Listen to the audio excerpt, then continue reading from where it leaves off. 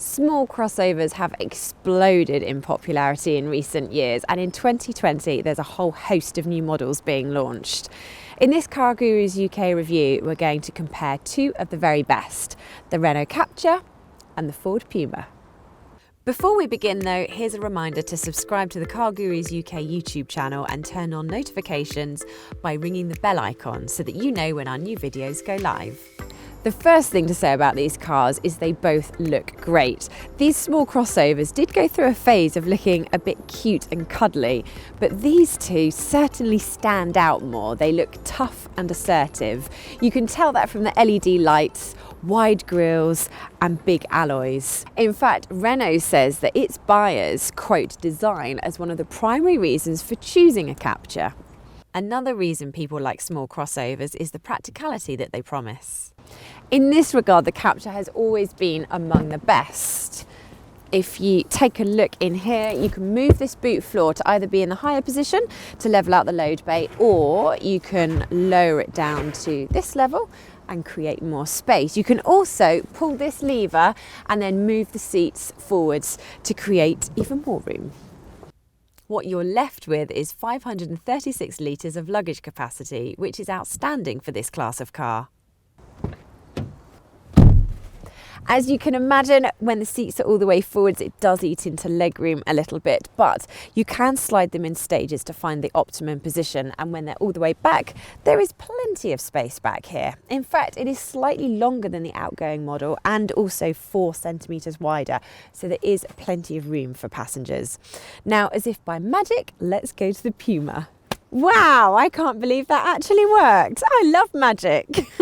I do kind of wish I was back in the Renault though, because it is definitely not as spacious back here, both in terms of legroom and fitting 3 people side by side.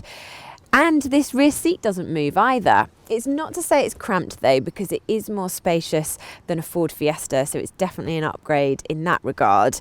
And it's worth noting though that if you are using these Isofix points for child seats, it's quite tricky to get the seatbelt plugged in because it's quite recessed. Not that the Puma doesn't have some other neat tricks when it comes to practicality. What Ford has done with this boot sets a new standard, not only in the small crossover class, but in any car, because not only do you get this height adjustable boot floor, like so, you can also stand it up on end, and underneath you have the mega box, where you can fit wellies, scooters, few shopping bags, even your golf clubs. And it's also got a plug, so you can take that out, give it a wash out, and clean it. That is genius.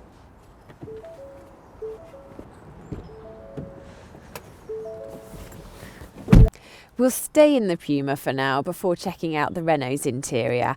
This is the ST Line X model, and it comes with full digital instrument cluster and Ford's excellent 8-inch Sync 3 infotainment system. It's easy to use and the controls are logically laid out, although you can easily find some cheaper plastics in here. And why Ford has decided to put the driving select modes underneath the handbrake, I have no idea. With this button, you can choose between normal, eco, sport, slippery and trail, with there being a slightly different throttle response and steering weight for each.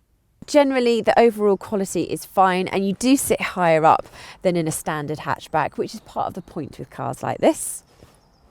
So the Renault, I feel like I've had an upgrade here.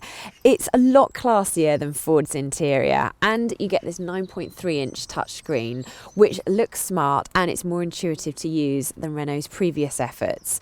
In terms of functionality, there's not a lot of difference between the two, and they both come with Apple CarPlay and Android Auto. It's not just the Captur's design that helps it to stand out, but the sense of quality too. Admittedly, these door panels do feel like the hard, scratchy plastic that they are. However, everywhere else, there are plenty of soft touch materials and satin finishes. Although we have noticed that this touch screen can squeak a little bit when driving, so quality control could still be better. You do get separate heater controls here, just like you do in the Puma, which is really useful. Although if you want to change driving modes, you have to go through the touch screen, which is a little bit of a faff.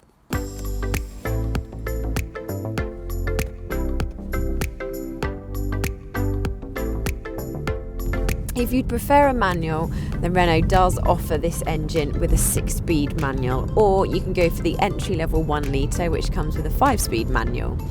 Other engines include a diesel and, in time, a plug-in hybrid. For the time being though, we think this 1.3 litre 130 horsepower engine is the pick of the bunch. It's smooth, refined and plenty powerful enough. The 7-speed dual-clutch automatic gearbox is less convincing because while smooth when it does change gear, the changes themselves don't always happen exactly when you want.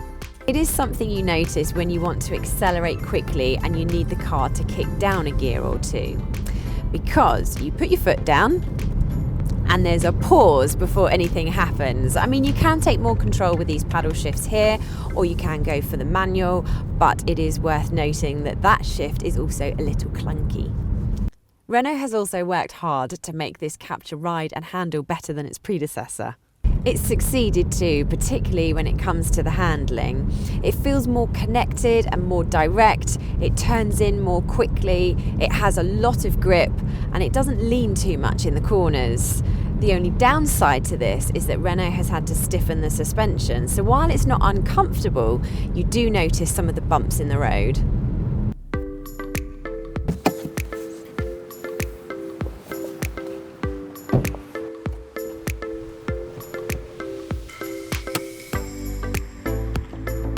On paper, the 1 litre 3-cylinder turbocharged engine fitted to the Puma is slightly down on power compared with the Renault's at 125 horsepower, although it actually feels the more powerful out of the two cars. The mild hybrid system does help with this. In terms of fuel consumption, we're getting just under 50 miles per gallon, which is actually identical to the Renault's. Renault will also fight back later in the year with the full plug-in hybrid system I mentioned earlier. This combines a 1.6 litre petrol engine and an electric motor and battery, and will give an electric-only range of up to 28 miles. That alone might be enough to sway people in the Renault's direction, but if they do, they will be missing out on a car that is better to drive. Ford tend to be very good at getting ride and handling just right, a car that feels sporty without feeling uncomfortable, and that's exactly what the Puma does very well. The steering feels good and it just feels more agile and supple. It's not just the steering that's well weighted, because in fact all of the controls from the pedals to the manual gearbox have a consistent weight to them that helps to make the Puma satisfying to drive. What really elevates the Puma over the Captur, and indeed any other small crossover, is the way it flows along the road. It's just so eager to tackle every bend that you come to. It's actually got slightly more body lean than the Captur when you corner hard, but it is none the worse for it. And it's refined if you stay above 2000 RPM. Below that, and you do become aware that it is a 3-cylinder and it does have that coarseness about it.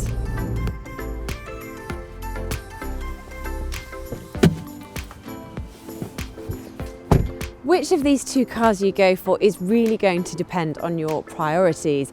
If it's striking design and practicality, then you'll want to go for the Captur, and it's a really big step forward from its predecessor. If, however, you want the best driver's car, then the Puma edges it. What's really telling about these cars and the step up in quality they represent in the small crossover market is that even in the areas where they're beaten, they're still strong. The Captur, for example, is still good to drive, just not as good as the Puma. The Puma, conversely, thanks to its practical and useful boot, is still a practical car, it's just not quite as much so as the Captur. Bottom line is, the small crossover class has two great new entrants, and that can only be good news for everyone. Would you prioritise the Ford's more dynamic drive over the Renault's practical interior, or does the versatility of the Captur's interior trump even Ford's mega box? Let us know in the comments below. Please do also remember to subscribe and turn on notifications. And remember, when it comes to finding your next car, you can easily find great deals from top-rated dealers at cargurus.co.uk.